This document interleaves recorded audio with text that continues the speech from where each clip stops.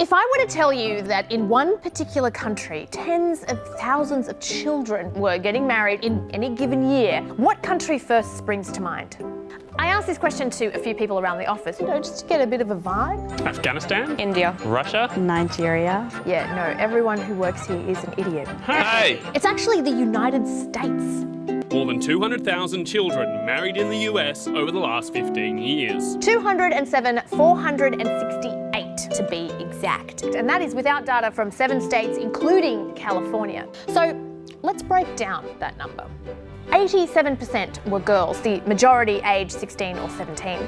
86% married adults, the oldest being a 65-year-old man who married a 17-year-old girl in Idaho. The youngest to marry were 3 10-year-olds in Tennessee. They married men aged 24, 25 and 31. The youngest groom, also from Tennessee, was 11.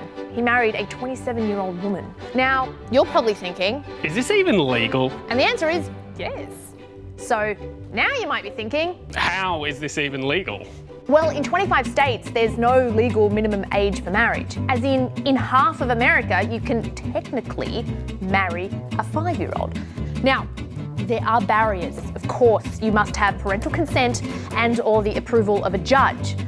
Not going to happen in the case of a 5-year-old, but it did happen in the cases of 10-year-olds. And because of these exceptions, it happens even in the states where the minimum legal age for marriage is 18. Here's the bit that I don't really get, though. In most states, the age of sexual consent is between 16 and 18. So if you're an adult, like if you're 18 having sex with a 15-year-old, you could be charged with statutory rape. And yet, thousands of American children are being allowed by US judges, mind you, to marry before they can legally consent to having sex. How does that work? According to author Nicholas Surratt, American child brides tend to be poor, rural and religious, and not necessarily of the Muslim variety, if that's what you're thinking. The highest numbers are in the southern states, as well as Idaho, Utah and Arizona. The numbers are declining, and advocates are pushing to keep it that way because even in the land of the free, you probs shouldn't be that free that you can marry a 10-year-old.